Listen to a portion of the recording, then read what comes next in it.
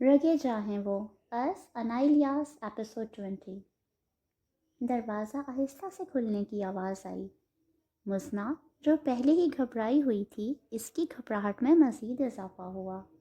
چہرہ جھکا ہونے کے سبب وہ آنے والے کو دیکھ نہیں پائی تھی، مگر محسوس یہی ہوا تھا کہ حذیفہ ہی ہوگا۔ رخصتی پر اس نے فاطینہ کو اپنے ساتھ زبردستی آنے کا کہا تھا۔ وسیع اور دریاب بھی حذیفہ کے ساتھ ہی اس کے گھر آ گئے تھے۔ فاطینہ بھی دماغ میں کچھ پلان کر کے آئی تھی۔ کچھ دیر پہلے ہی مزنا کو کمرے میں بٹھا کر اچھی طرح تسلی دے کر گئی تھی۔ اسے گئے زیادہ دیر نہیں ہوئی تھی کہ حذیفہ اندر آیا۔ پورا کمرہ پھولوں سے سجا ہوا تھا۔ بیڈ پر بھی جا بجا پھولوں کی پتیاں بکھری تھیں، جن کے درمیان وہ بیٹھی کوئی اپسرا ہی لگ رہی تھی۔ حذیفہ جو بلیک شیروانی اور وائٹ شلوار قمیض پہنے ہوئے تھا، آہستہ آہستہ چلتا ہوا بیڈ پر آ کر مزنا کے سامنے بیٹھا۔ وہ سوچ بھی نہیں سکتا تھا کہ زندگی میں کوئی چہرہ اتنا اچھا لگے گا کہ وہ فیصلہ جو ابھی تک نہیں کر سکا تھا، تاہا اور ساشا کی شادی کے بعد اس دوران اتنی آسانی سے ہو جائے گا۔ اس نے گلا کھنکارا اور مزنا کی ہتھیلیاں تک پسینے سے بھیگ گئیں۔ السلام علیکم، بھاری مردانہ آواز کمرے میں گونجی۔ مزنا نے ہولے سے سر ہلا کر جواب دیا، کیسی ہیں آپ؟ حذیفہ نے بے تکلفی کی دیوار گرانے کی خاطر بات کا آغاز کیا۔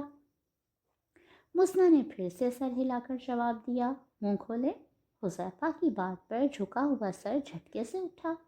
حیرت سے اس نے حذیفہ کی جانب دیکھا۔ کیوں؟ حیرت میں ڈوبی ہوئی آواز آئی۔ شکر، میں سمجھا کہ آپ نے منہ میں کچھ رکھا ہوا ہے جس کی وجہ سے بول نہیں پا رہی، سوچا کہ چلو دیکھوں ایسی کیا چیز ہے۔ حذیفہ کی شرارت پر اس نے گھبرا کر پھر سے سر جھکا لیا۔ اب حذیفہ کی نظروں کا رخ اس کے ہاتھوں کی جانب ہوا، جن کی انگلیوں کو وہ بری طرح مروڑ رہی تھی۔ اتنا گھبرا کیوں رہی ہیں؟ میں بالکل بھی خوفناک نہیں ہوں۔ آہستہ سے اس کے ہاتھوں کو اپنے ہاتھوں میں تھام کر اس نے مزنا کی گھبراہٹ ختم کرنا چاہی۔ نہیں، گھبرا تو نہیں رہی۔ ہولے سے بولتے اس نے حذیفہ سے زیادہ خود کو اطمینان دلایا۔ مجھے تو پتہ چلا تھا کہ آپ کافی ڈر رہی ہیں مجھ سے۔ حذیفہ نے اس کے ہاتھوں کو آہستہ سے سہلاتے ہوئے کہا۔ اف، یہ فاطی بھی نا، ان کو کیا بتانے کی ضرورت تھی؟ اسے اندازہ ہو گیا کہ یہ کس نے بتایا ہوگا۔ دل ہی دل میں فاطینہ سے لڑنے کا ارادہ باندھا۔ اتنا مجھ سے گھبرائیں گی تو زندگی کیسے گزاریں گی؟ میں اپنے دشمنوں کے لیے خوفناک ہوں، لیکن اپنے پیاروں کے لیے نہیں۔ وہ سمجھا کہ مزنا اس کے پروفیشن کو لے کر گھبرا رہی ہے۔ نہیں، ایسا نہیں ہے۔ مجھے فاطینہ نے بتایا تھا کہ آپ بہت ریزرو نیچر کے ہیں، لیکن پھر یہ شادی پسند، میرا مطلب ہے کہ وہ جس بات کو لے کر پریشان تھی، بالآخر حذیفہ سے پوچھ بیٹھی۔ اس کے نامکمل جملوں نے بھی حذیفہ کو سب کچھ بتا دیا تھا۔ آپ کہنا چاہ رہی ہیں کہ میں نے آپ کو پسند کیسے کیا؟ حذیفہ نے اس کی مشکل آسان کی۔ اس نے اس بات میں سر ہلایا۔ انفیکٹ ہماری لائف اتنی ٹف ہوتی ہے کہ کبھی لڑکیوں سے ان سے دوستی والا کوئی سین نہیں ہوتا۔ آپ کو فرصت سے تاہا اور ساشا کی شادی میں دیکھنے کا موقع ملا تو آپ ہر لحاظ سے اچھی لگیں، اور میرا ماننا یہ ہے کہ جب اللہ نے آپ کے نصیب میں کسی کے ساتھ جوڑے ہوتے ہیں تو اس بندے کی جانب آپ کی طرف کشش پیدا کر دیتا ہے کہ آپ کا دل خود بخود اس کی جانب کھنچتا چلا جاتا ہے۔ یہ کوئی امیچور ذہن کی اٹریکشن نہیں تھی جو وقتی طور پر ہوتی۔ بس آپ اچھی لگیں اور دل نے آپ کے لیے گرین سگنل دیے تو سب فیصلے آپ کے حق میں ہوتے چلے گئے۔ لابالی عمر کی محبتیں رابطے مانگتی ہیں، جبکہ پختہ ذہن کی محبت پہلے اپنانے کو ترجیح دیتی ہے۔ بس اسی لیے آپ کی جانب بڑھنے کی بجائے مجھے بہتر یہی لگا کہ پہلے آپ کے والدین سے اجازت لے کر ایک شرعی رشتے میں بند کر آپ کی جانب بڑھوں تو زیادہ بہتر طریقہ ہوگا۔ جہاں تک اب اس رشتے کی بات ہے تو دیکھیں مزنا، خامیاں ہر بندے میں ہوتی ہیں، لہٰذا اس بات کو فوکس کرنا چاہیے کہ ہمارا شریک حیات بالکل پرفیکٹ ہو تو ایسا نہیں ہو سکتا۔ یہ رشتہ بہت سی قربانیاں مانگتا ہے، اور میرا نہیں خیال کہ آپ جیسی بندی نے آئیڈیلز پالنے والی کوئی حماقت کی ہوگی۔ حذیفہ کے دھیمے مگر پورے سار انداز نے اسے بے حد متاثر کیا۔ فاطینہ صحیح کہتی تھی، حذیفہ بھائی بہت سوبر ہیں، اور مزنہ خود کو اس وقت خوش قسمت تصور کر رہی تھی کہ اللہ تعالیٰ نے اسے اتنا اچھا بندہ اس کی قسمت میں لکھا۔ نہیں، دھیرے سے اس نے نفی میں سر ہلایا۔ شکر، آپ نے کچھ تو بولا۔ حذیفہ کے چہرے پر ہلکی سی مسکراہٹ در آئی۔ یہ آپ کے لیے گفٹ۔ اپنی جیب سے ایک مخملی ڈبہ نکالتے حذیفہ نے خوبصورت سی رنگ اس کے ہاتھوں کی زینت بنائی۔ تھینکس۔ مزنہ کو بھی وہ رنگ بے حد پسند آئی۔ اب آپ چینج کر لیں، باقی باتیں بعد میں ہوں گی، حذیفہ نے اسے اٹھنے میں مدد دیتے ہوئے کہا۔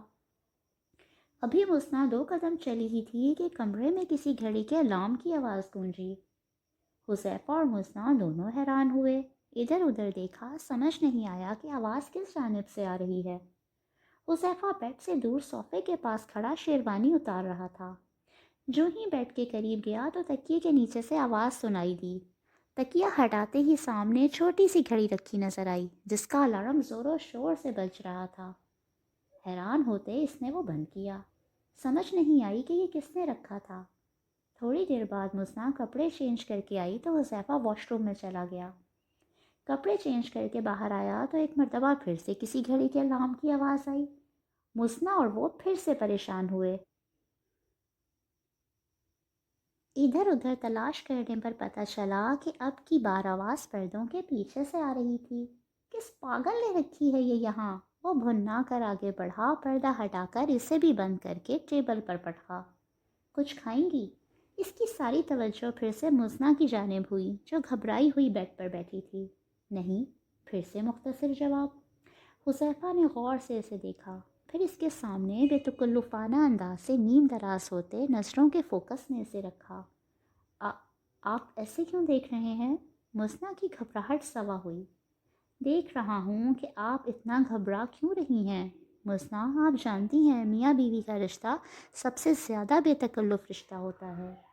آپ ایک دوسرے کی نہ صرف ہر خامی سے آگاہ ہوتے ہیں بلکہ آپ ایک دوسرے کا برے سے برا اور اچھے سے اچھا روپ بھی دیکھ سکتے ہیں جو آپ اور لوگوں سے چھپا کر رکھتے ہیں۔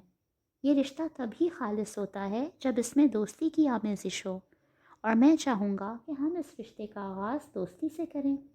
حذیفہ نے ہولے سے مسکراتے ہوئے اس کی جانب دوستی کا ہاتھ بڑھاتے اس کی گھبراہٹ کم کرنا چاہی۔ مزنہ نے جھجکتے ہوئے اس کا ہاتھ تھاما۔ That's like a good girl. اب آپ میرے سے اسی طرح اپنی باتیں کر سکتی ہیں جیسے آپ فاطینہ سے کرتی ہیں۔ ہاں، میرے نہ تو بال لمبے ہیں نہ آواز زنانہ ہے۔ حذیفہ کے انداز پر وہ بے اختیار ہنس پڑی۔ اسی لمحے کمرے میں پھر سے الارم کی آواز گونجی۔ What the hell! حذیفہ آخر چڑ گیا۔ اب کی بار آواز سامنے رکھے صوفے کے کشن کے نیچے سے آ رہی تھی۔ اسے بند کر کے 2 منٹ اس نے کچھ سوچا، پھر مزنہ کو 1 منٹ آیا کہہ کر کمرے سے باہر نکل گیا۔ تم چل رہے ہو یا نہیں؟ دریاب نے تیسری مرتبہ وسیع سے پوچھا جو بڑے ریلیکس انداز میں صوفے پر بیٹھا تھا۔ جیسے ہی حذیفہ اپنے کمرے کی جانب گیا، دریاب نے گھر جانے کی رٹ باندھ لی۔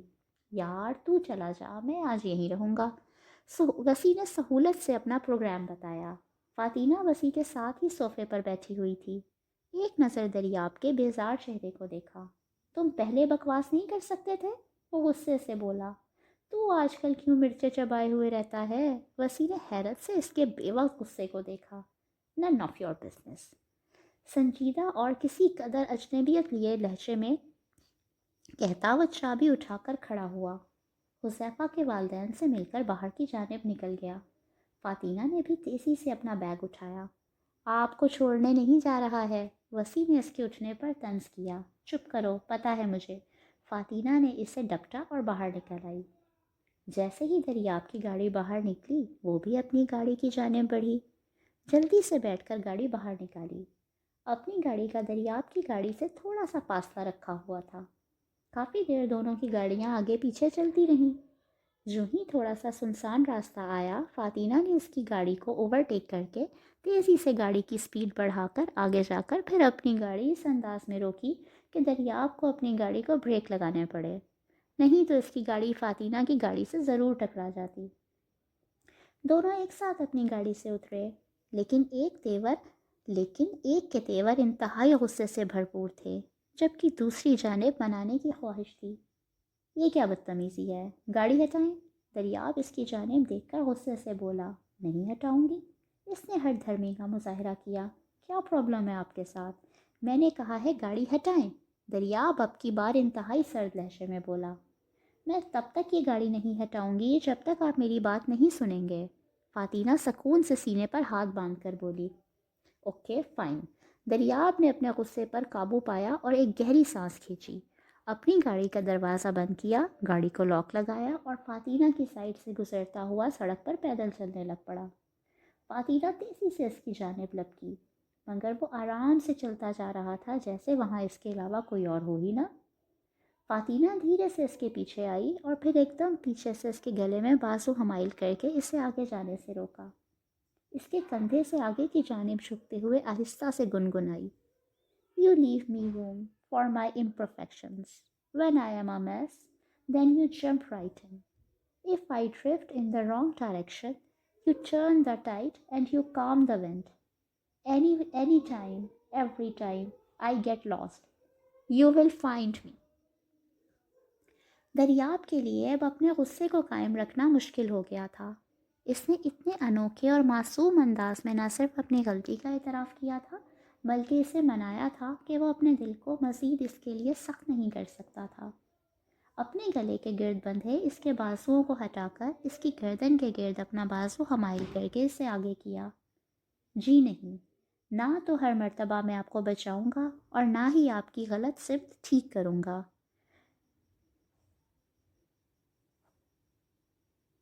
You have to be mature enough کہ آپ اپنی کوتاہیوں کو خود کنٹرول کریں۔ اس کے ساتھ ایک مرتبہ پھر سے آہستہ آہستہ قدم اٹھاتے وہ پھر سے چلنے لگا۔ فاطینہ نے اس کے مان جانے پر سکا سانس لیا۔ دریاب نے تیکھی نظروں سے اس کے سجے سنورے چہرے کو دیکھا جو آج سارا وقت اس کی بے رخی سے مرجھایا ہوا تھا، مگر اس وقت وہ بہت پرسکون لگ رہی تھی۔ I'm sorry، لیکن کوئی اتنی دیر خفا ہوتا ہے کیا؟ منہ پھلا کر وہ بھی دریاب کو دیکھ کر بولی، ہاں، میرا آپ کو اچھی خاصی سزا دینے کا ارادہ تھا۔ اس کے کندھے سے ہاتھ اٹھا کر دریاب نے اس کا ہاتھ تھام لیا۔ دیکھیں ڈیئر، میں اس بات کو مانتا ہوں کہ اللہ نے آپ کو بہت سی صلاحیتیں دے رکھی ہیں، اور یقین مانیں مجھے بہت دفعہ تو ایسا لگتا ہے کہ مجھ سے بھی کہیں زیادہ صلاحیتیں آپ کے پاس ہیں۔ میں نے آپ سے بہت کچھ سیکھا ہے اور اس بات پر مجھے بے حد فخر محسوس ہوتا ہے کہ میری بیوی کا دماغ صرف ہانڈی روٹی اور فیشن کے گرد نہیں گھومتا بلکہ اس کے بہت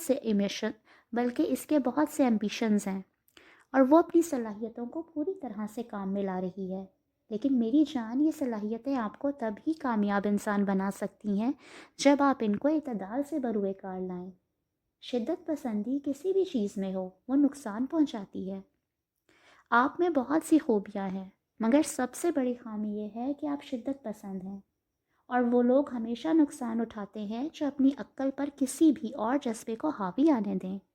جہاں کوئی اور جذبہ بڑھ گیا وہیں عقل کام کرنا چھوڑ دیتی ہے۔ آپ نے اس دن بھی عقل کا استعمال کرنے کی جگہ اپنے تجسس کو اہمیت دی۔ فاطینہ، میں آپ کو اپنے سے بھی آگے دیکھنا چاہتا ہوں، اور اس سب کے لیے آپ کو توازن سیکھنا ہوگا، تبھی آپ ہر کام کامیابی سے کر سکتی ہیں۔ دریاب چلتے چلتے رکا اور اسے اپنے سامنے کرتا ہوا اس کے کندھے پر ہاتھ رکھ کر مان سے بولا، آئی نو، میں نے بہت بڑی غلطی کی، آئندہ ایسا نہیں کروں گی۔ ہاں، آپ صحیح کہہ رہے ہیں، میں آئندہ ایسا نہیں کروں گی۔ فاطینہ اپنی غلطی کا اعتراف کرتے ہوئے بولی، غلطی کرنا بری بات نہیں ہے، ہم سب کرتے ہیں، بہت بار کرتے ہیں، ہاں، مگر ان سے سیکھنا اصل بات ہے، اور میں امید کرتا ہوں کہ آپ اس غلطی سے بہت کچھ سیکھیں گی۔ آپ نہیں جانتی کہ وسیع میرے لیے کیا ہے، وہ اکلوتا ہے اپنے ماں باپ کا، اور وہ ہم میں سب سے زیادہ نزدیک مجھ سے ہے۔ وہ مجھ سے ڈانٹ بھی کھاتا ہے، حتیٰ کہ مار بھی کھاتا ہے، مگر کبھی اس نے برا نہیں منایا۔ بہت عجیب رشتہ ہے میرا اور اس کا، بہت ہی عجیب بندہ ہے۔ مجھے یہ تینوں ہی بہت پیارے ہیں، لیکن اس کے ساتھ رشتہ کچھ بہت عجیب ہے۔ بس یہ سمجھ لیں کہ وہ میری جان ہے۔ دھیمی مسکراہٹ سے بولتا وہ فاطینہ کے دل میں اتر رہا تھا۔ اچھا، وہ جان ہے اور میں کیا ہوں؟ فاطینہ مصنوعی خفگی سے بولی۔ دریاب نے اب کی بار اس کی آنکھوں میں جھانکا، مسکراہٹ اور بھی گہری ہوئی۔ پھر دھیرے سے اس کے چہرے کے گرد ہاتھ رکھ کر اس کی پیشانی پر عقیدت کی مہر ثبت کی۔ آپ تو رگے جاں ہیں۔ دریاب کے گھمبیر لہجے نے فاطینہ کو نظریں جھکانے پر مجبور کر دیا۔ کچھ دیر دونوں اسی لمحے کے سحر میں جکڑے رہے۔ پھر سب سے پہلے فاطینہ نے سحر کو توڑا۔ اچھا چلے اب آپ گھر جائیں، اماں بھی پریشان ہو رہی ہوں گی۔ اس کی نظریں چرانے پر دریاب نے ہلکا سا قہقہا لگایا۔ بھاگ کیوں رہی ہیں مجھ سے؟ اس نے جان کے فاطینہ کو چھیڑا۔ جی نہیں، بھاگ نہیں رہی۔ اس کی جذبے لٹاتی نظروں سے بچنے کے لیے اس نے نفی میں سر ہلاتے ہوئے کہا۔ چلیں پھر اپنی گاڑی یہیں چھوڑ دیں، میرے ساتھ چلیں۔ سر کو اور اماں کو میں بتا دوں گا کہ آپ کی بیٹی کی رخصتی ہو گئی ہے۔ دریاب اس کا ہاتھ پکڑ کر پھر سے گاڑیوں کی سمت چلنے لگا۔ فاطینہ کے تو چکے چھوٹ گئے۔ ارے ایسے کیسے؟ بالکل بھی نہیں، وہ گھبرا کر اپنا ہاتھ چھڑاتے ہوئے بولی۔ کیوں نہیں؟ دریاب کو اس کی گھبراہٹ اور مزہ دے گئی۔ ابھی سوچنا بھی نہیں۔ کیوں یار؟ نکاح والے ایسے ہی پھر رہے ہیں، اور جن کی منگنیاں تک نہیں ہوئی تھیں وہ شادیاں بھی کرا چکے ہیں۔ دریاب نے دہائی دی۔ پہلے وسیع کی ہوگی پھر۔ فاطینہ کی بات پر دریاب نے اسے گھورا۔ کیوں؟ آپ نے اس کی شادی کی کوئی منت مانی ہوئی ہے؟ دریاب نے چڑھ کر کہا۔ نہیں، لیکن ابھی میں تیار نہیں ہوں۔ فاطینہ کی بات پر دریاب پھر اس کا راستہ روک کر سامنے آیا۔ کیا مطلب تیار نہیں ہے؟ میرا خیال ہے آپ کو اب اچھی طرح میرے موڈز کا پتہ چل چکا ہے، اور مجھے آپ کا۔ اس سے زیادہ اور کچھ جاننے کی خواہش شادی سے پہلے نہیں ہوتی، دریاب نے سنجیدگی سے کہا۔ ہاں لیکن ابھی کم از کم سال سے پہلے تو آپ بھول ہی جائیں۔ فاطینہ کی بات پر اب اس کا دماغ حقیقت میں گھوم گیا۔ سوچ لیں۔ دریاب نے بھنویں سکیل کر اس کی جانب دیکھا۔ سوچ کیا لیں؟ سوچ کر ہی کہہ رہی ہوں، وہ اس کی بات ہوا میں اڑاتی ہوئی بولی۔ Okay, see you tomorrow night. Daryab اس کے قریب ہوتے سر پر ہولے سے لب رکھ کر پیچھے ہٹا اور گاڑی میں جا کر بیٹھ گیا۔ اوکے، اگلی رات حذیفہ اور مزنہ کا ولیمہ تھا۔ فاطینہ نے بھی یہی سمجھ کر اوکے کیا کہ وہ ولیمے کے بارے میں کہہ رہا ہے، مگر وہ یہ نہیں جانتی تھی کہ وہ کس طرح کی نائٹ کی بات کر گیا ہے۔ وہ بھی اپنی گاڑی میں بیٹھ کر اسے سٹارٹ کرنے لگی۔ حذیفہ تیزی سے اپنے چھوٹے بھائی کے کمرے کی جانب بڑھا جہاں وسیع بھی ٹھہرا ہوا تھا۔ دروازے پر ہاتھ رکھتے ہی سے اندازہ ہو گیا تھا کہ وہ دونوں ابھی تک جاگ رہے ہیں۔ اس سے دروازہ دھکیلا اور سیدھی نظر سامنے پڑی جہاں وسیع بڑی فرصت سے لیٹا گانے سننے میں مگن تھا۔ ساتھ ہی اس کا اپنا بھائی کوئی ناول ہاتھ پہ لیے پڑھنے میں مصروف تھا۔ ان دونوں کی بھی نظر اندر آتے حذیفہ پر پڑ چکی تھی۔ وہ تیزی سے اٹھے۔ وسیع کی آنکھوں میں ناشتی شرارت نے اب کسی شک کی گنجائش ہی نہیں چھوڑی تھی۔ آؤ دلہے میاں، لگتا ہے ہمارے بغیر دل نہیں لگ رہا تھا۔ وسیع کے جملہ پورا کرنے سے پہلے حذیفہ نے آؤ دیکھا نہ تاؤ تیزی سے اس کی جانب بڑھ کر کمر پر پے در پہ کئی مکے برسائے۔ وہ ظالم، کمر توڑ دی۔ اگر تیری سیوا بھابھی نے اپنی ہیل سے کی ہے تو اس کا مطلب یہ ہرگز نہیں کہ تو اپنا بدلہ مجھ سے لے۔ تم جیسے ہی زن مرید ہیں جو بیوی کے آگے تو بھیگی بلی بنتے ہیں اور دوسروں کے سامنے شیر۔ وسیع کی زبان کون روک سکا تھا؟ کمر پکڑے آہو پکار کے ساتھ حذیفہ کی دھلائی بھی جاری تھی۔ بکواس بند کرو اور یہ بتاؤ کہ تم نے یہ لارم کس کس جگہ میرے کمرے میں لگائے ہیں اور کیوں؟ میں بھی سوچ رہا تھا کہ مجھ سے اتنی محبت کب سے ہو گئی کہ اتنی شد و مت سے میرے کمرے کو سجانے بیٹھ گیا ہے۔ حذیفہ آنکھیں نکالتا ہوا بولا۔ اس کے بھائی کا یہ سب باتیں سن کر ہنس ہنس کر برا حال ہو رہا تھا۔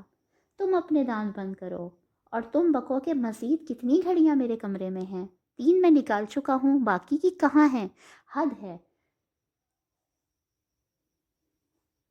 3 میں نکال چکا ہوں، باقی کی کہاں ہیں؟ حد ہے علم مینرڈ ہونے کی۔ بیٹا تیری شادی ہو لے ذرا تو دیکھ میں تیری کیا بیٹا تیری شادی ہو لے ذرا تو دیکھ میں تیری ویڈنگ نائٹ پر تیرا کیا حال کرتا ہوں۔ اٹھ اب اور چل کے ساری کمرے سے ایک بھی اگر دوبارہ بجی تو تیرا بینڈ بجا دوں گا۔ حذیفہ اسے آگے لگاتا ہوا بولا۔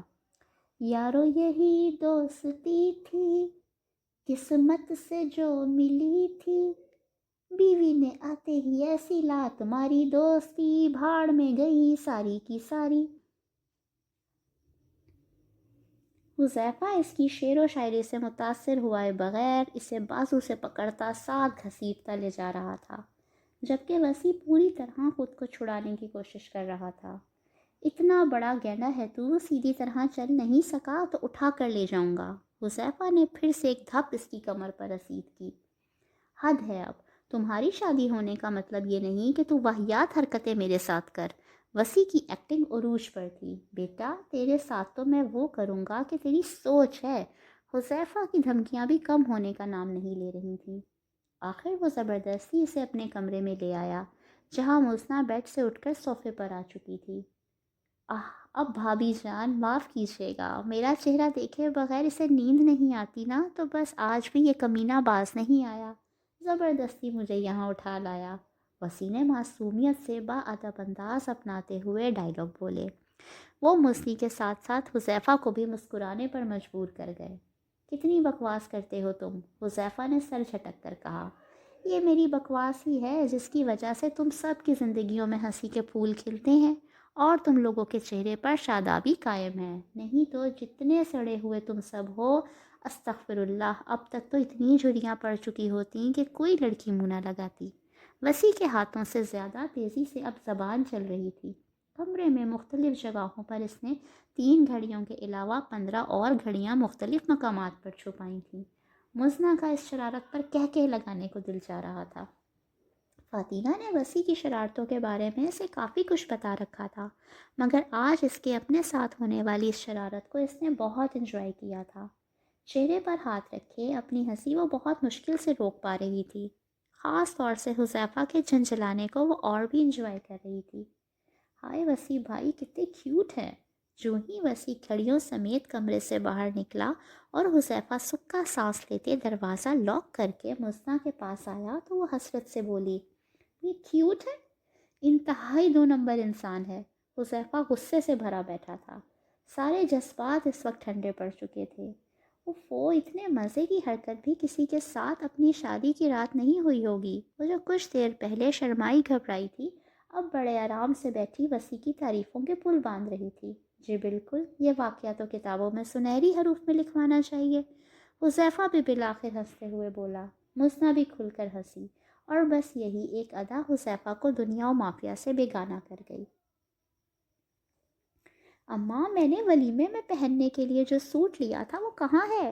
فاطمہ جو کپڑے بدلنے کمرے میں گئی تھی، انہیں تھوڑی دیر میں حذیفہ اور ساشا کے ولیمے کے لیے نکلنا تھا، مگر بیڈ پر یہ کام والی ٹیل کلر کی میکسی دیکھ کر حیران ہوتی کمرے سے باہر نکل آئی۔ وہی آج دریاب نے بھجوایا تھا تیرے لیے۔ دیکھ فاطی، اب کسی قسم کی بک بک نہ لگائیں۔ رخصتی نہیں ہوئی تو کیا ہوا، وہ شوہر ہے تیرا، جو بھی کہے گا پہننا پڑے گا تجھے، اس کی بات ماننی چاہیے۔ اس سے پہلے کہ اس کے منہ سے کوئی بمباری نکلتی، مریم نے پہلے ہی بند باندھ دی ہے۔ لیکن اماں یہ کوئی طریقہ نہیں ہے، میں نے جو اتنا مہنگا سوٹ اپنے لیے لیا تھا، اسے کیا چولہے میں جھونک دوں؟ وہ تل ملائی۔ ارے اللہ نہ کرے، چولہے میں کیوں جھونکنا ہے، شادی کے بعد پہننا، مریم روانی میں کہہ گئی۔ تو تب تک یہ فیشن رہے گا کیا؟ میں نے کون سا ابھی رخصتی کروانی ہے، 1-2 سال بعد کرواؤں گی۔ فاطمہ نے ان کی بات پر کوئی خاص توجہ نہیں دی۔ اور آپ یہ اتنی تیار کیوں ہو رہی ہیں؟ آپ کون سا دلہے یا دلہن کی اماں ہیں؟ فاطمہ نے سر سے پاؤں تک ان کے نفیس سے کام والے سوٹ کو دیکھا۔ انہوں نے یہ ڈریس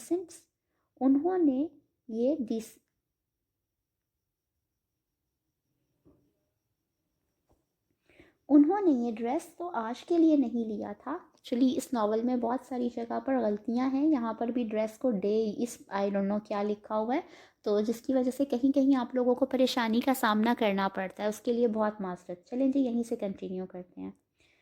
اور آپ یہ اتنی تیار کیوں ہو رہی ہیں؟ آپ کون سا دلہے یا دلہن کی اماں ہیں؟ فاطمہ نے سر سے پاؤں تک ان کے نفیس سے کام والے سوٹ کو دیکھا۔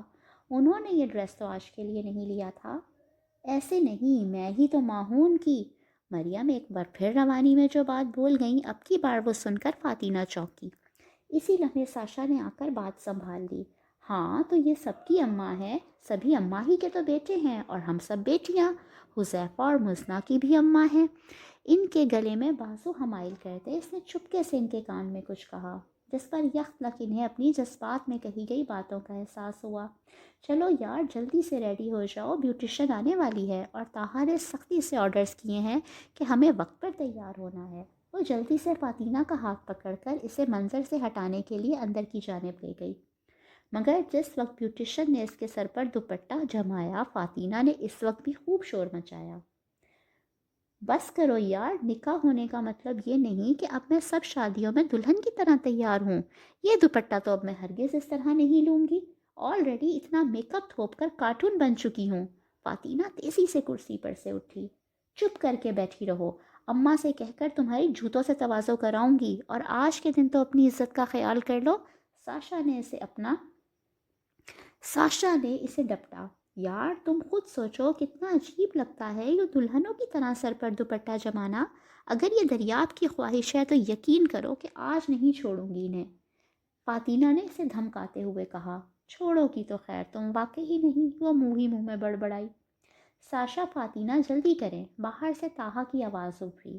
جلدی کرو یار، کیوں طاہا سے ڈانٹ پڑواؤ گی؟ آج تو اچھی بھی اتنی لگ رہی ہوں کہ ڈانٹ سننے کا کوئی موڈ نہیں۔ میری پیاری بہن نہیں، بس آج یہ دوپٹہ لے لو، پھر دوبارہ نہیں کہوں گی۔ فاطینہ بری پھنسی تھی۔ اب کی بار اس نے خاموشی سے دوپٹہ سیٹ کروا لیا، مگر منہ پوری طرح پھولا ہوا تھا۔ ساشا کو ڈر تھا کہ اب آگے جو کچھ ہوگا اس پر وہ کیا واویلا کرے گی۔ خاموشی سے وہ لوگ ہال کی جانب آئے۔ ابھی وہ گاڑی سے اترنے ہی لگی تھی کہ ساشا نے اسے بازو سے پکڑ کر بیٹھے رہنے کو کہا۔ وہ پھر الجھی۔ جو ہی نظر باہر گئی، دریاب اپنی بہنوں اور ان کی فیملیز کے ہمراہ گاڑی سے اترتا نظر آیا۔ وہ حیران ہوئی کہ دریاب نے ان کے آنے کا اسے نہیں بتایا۔ وہ لوگ اندر کی جانب بڑھ گئے۔ ایک اور گاڑی سے فون اور نیوی کلر کے لہنگے اور لانگ شرٹ میں ملبوس مزنہ اور بلیک ٹو پیس کے ساتھ نیوی بلو ٹائی لگائے ہوئے حذیفہ نظر آیا۔ دریاب بھی بلیک سوٹ پر فاطینہ کے ڈریس کے رنگ سے ملتی جلتی ٹائی لگائے ہوئے تھا۔ وہ تھوڑا اور الجھی۔ مزنہ اور حذیفہ چلتے ہوئے اس کی گاڑی کے پاس آئے۔ اسی طرح دریاب بھی چلتا ہوا اس کے سائڈ والے دروازے کی جانب بڑھا۔ ہاتھ بڑھا کر پہلے دروازہ کھولا، پھر فاطینہ کی جانب ہاتھ بڑھایا کہ وہ باہر آئے۔ فاطینہ کو یہ انداز اتنے سارے لوگوں کی موجودگی میں تھوڑا عجیب لگا، پھر جھجکتے ہوئے اس کا ہاتھ تھاما، جس کی نظریں فاطینہ پر سے ہٹنے کو تیار نہیں تھیں۔ باہر نکل کر وہ کھڑی ہوئی تھی کہ دریاب نے اس کا ایک ہاتھ تھام کر اپنے بازو پر گھیرے کی صورت میں رکھوایا۔ فاطینہ اس کی حرکتوں پر اب بے ہوش ہونے والی تھی۔ وہ آہستہ سے اسی لیے حذیفہ اور مزنہ کے پیچھے کھڑا ہو گیا۔ پہلے ان دونوں نے ہال کے اندر کی جانب ریمپ پر قدم بڑھائے، اس کے پیچھے اسی انداز میں دریاب اسی لیے آگے بڑھا۔ یہ سب کیا ہے؟ آخر فاطینہ کی ہمت جواب دے گئی۔ اس کے ارد گرد خطرے کی گھنٹیاں بج رہی تھیں۔ آپ کی رخصتی؟ دریاب نے سامنے دیکھتے ہوئے آہستہ سے جواب دیا۔ اس سے پہلے کہ فاطینہ اس کی بات سمجھتے غصے سے اپنا ہاتھ اس کے بازو پر سے ہٹاتی یا کوئی اور جوابی کارروائی کرتی، ان کے گرد موجود لائٹس بند ہو گئیں، صرف ایک سپاٹ لائٹ کی شکل اختیار ہو گئی۔ فاطینہ نے ادھر ادھر دیکھنا چاہا کہ مریم یا ساشا دریاب کے اس بیہودہ مذاق کی تصدیق کروائے، مگر اندھیرے کے سبب کچھ نظر نہیں آ رہا تھا۔ فاطینہ کے اعصاب کھچ چکے تھے۔ بہت گھٹیا مذاق ہے، وہ دریاب کی جانب دیکھ کر بولی۔ نہیں، حقیقت ہے، گھر جا کر جو کرنا ہو کر لینا، اس وقت چپ کر کے آگے بڑھیں۔ دریاب نے اسے کھینچنا چاہا جو اپنی جگہ سے ایک انچ ہلنے کو تیار نہ تھی۔ فاطی آگے بڑھو۔ ایک جانب سے اسے سبتین کی آواز آئی۔ ایک آپ اور ایک آپ کے یہ سر، چھوڑوں گی نہیں میں دونوں کو، وہ دانت پیستے ہوئے بولی۔ اتنے لوگوں کی موجودگی کے سبب اسے آگے بڑھنا ہی پڑا۔ مگر وہ سب سے ناراض ہو چکی تھی۔ نکاح کی طرح رخصتی بھی زبردستی کروائی جا رہی تھی۔ جیسے ہی وہ اسٹیج پر پہنچی، سب سے پہلے اس سے ملنے کے لیے سب باری باری آئے، خاص طور پر دریاب کی بہنیں۔ ان سے اس کا اسکائپ پر کافی مرتبہ بات چیت رہ چکی تھی، مگر آمنے سامنے وہ پہلی بار مل رہی تھی۔ اس لڑکے کا کوئی کام سیدھا نہیں، بس کل رات فون کر دیا، ایک دن کے شارٹ نوٹس پر میری بیگم کی رخصتی کروانے پہنچ جائیں، نہیں تو 10 سال تک اپنی بھابھی کو بھول جائیں۔ اس کی بڑی بہن فاطینہ کے پاس بیٹھی دریاب کی کارستانیاں سنا رہی تھی، جو اس وقت اسٹیج سے دور تھا، مگر دھیان سارا کا سارا اسی جانب تھا، کیونکہ وہ اسے بے حد عزیز تھی۔ آج صبح یہاں پہنچے ہیں، شاپنگ بھی آج ہی کی ہے، پتہ تھا ہمیں اس کی شادی کبھی نارمل طریقے سے نہیں ہوگی، اب تم ہی اسے سیدھا کرنا۔ اس کی بہن فاطینہ کو سبق پڑھا رہی تھی جو خود اپنی رخصتی پر چکرا کر رہ گئی تھی۔ سیدھا تو میں ایسا کروں گی آج کی رات کے ہمیشہ یاد رکھیں گے، دل میں پلاننگ کرتے ہوئے وہ چہرے پر مسکراہٹ سجا کر بولی۔ دریاب کی بہنیں بے حد بھولی اور سادہ سی تھیں۔ ہائے، اتنی بھولی بہنوں کا بھائی اتنا شاطر کیسے ہے؟ دل میں دعائی دی۔ کیسی ہیں بھابھی جان؟ وسیع آنکھوں میں شرارت لیے اس کے پاس اسٹیج پر آیا۔ آپ کون؟ اس سے سب پر شدید غصہ تھا۔ آپ کے میاں کا کچھ لگتا، وہ بھی وسیع تھا، اسے تنگ کیوں نہ کرتا؟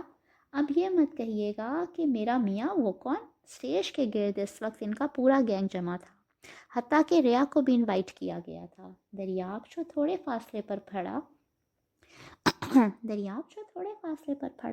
کسی سے بات کر رہا تھا، ایکسکیوز کر کے اسٹیج کی جانب آتے اس کی سماعتوں نے بھی فاطینہ اور وسیع کے مکالمے سن لیے تھے۔